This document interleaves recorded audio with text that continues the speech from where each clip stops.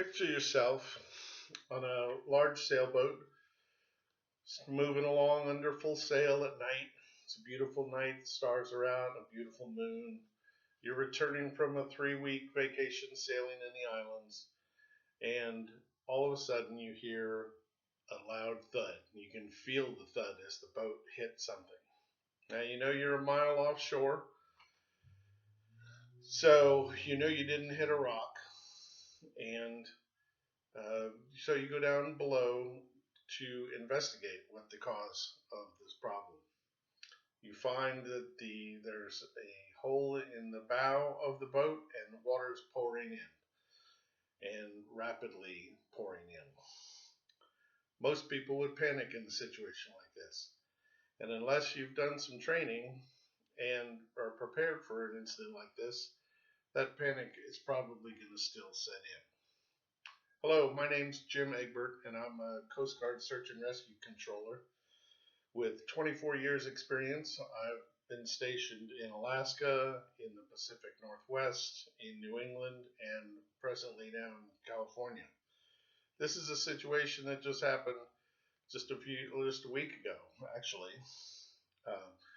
And the boat ended up sinking, and the operators were prepared. They were prepared and they didn't panic, at least not for a long time. And they were rescued by a Coast Guard motor lifeboat that took them off just before the boat sank. Boating safety is a serious issue. It can be a life or death issue. According to California's statistics for 2016, which was the latest year available, the California Division of Boating and Waterways said that 50 people had died from boating accidents, 266 seriously injured, and almost $4 million worth of property damage.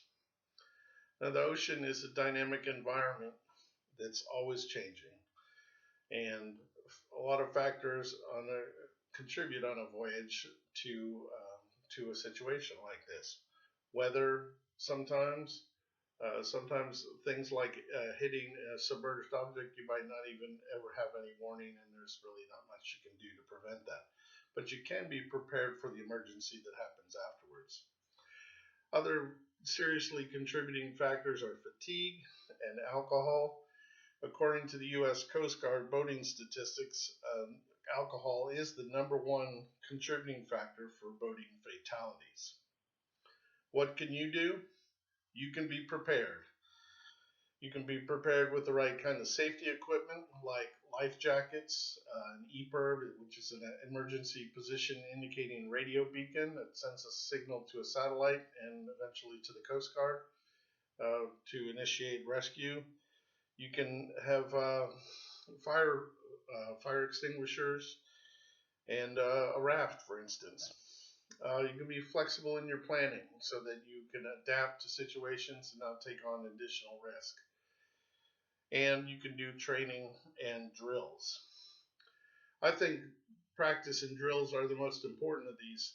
They make you prepared so that when something does happen, if it does, then you've done it before. You're going to have a momentary panic initially, but after that you can go, okay, I know what to do. This is what I'm going to do. You call for help. You make preparations as necessary, depending on what the emergency is. So other things you can do besides doing drills is take a Power Squadron or a U.S. Coast Guard Auxiliary boating safety course.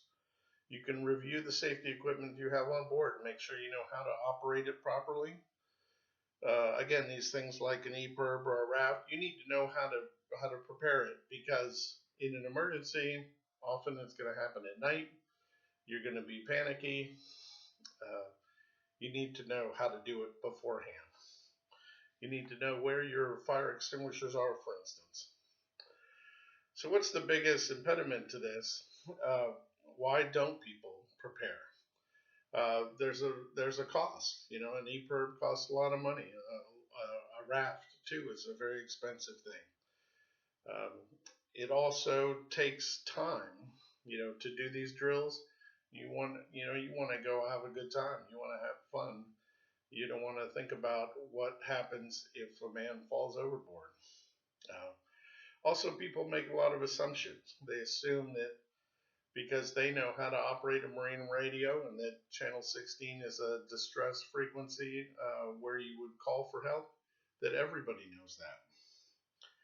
But that's not true, and it's the captain's responsibility to make sure that his crew is prepared so that they can handle, because it might be the captain that goes overboard by accident. In conclusion, boating can be an exhilarating and beautiful experience, but it does carry inherent risks and it operates in a dynamic and changing environment. So, being prepared and trained and having the right equipment can make the difference between life and death. Thank you.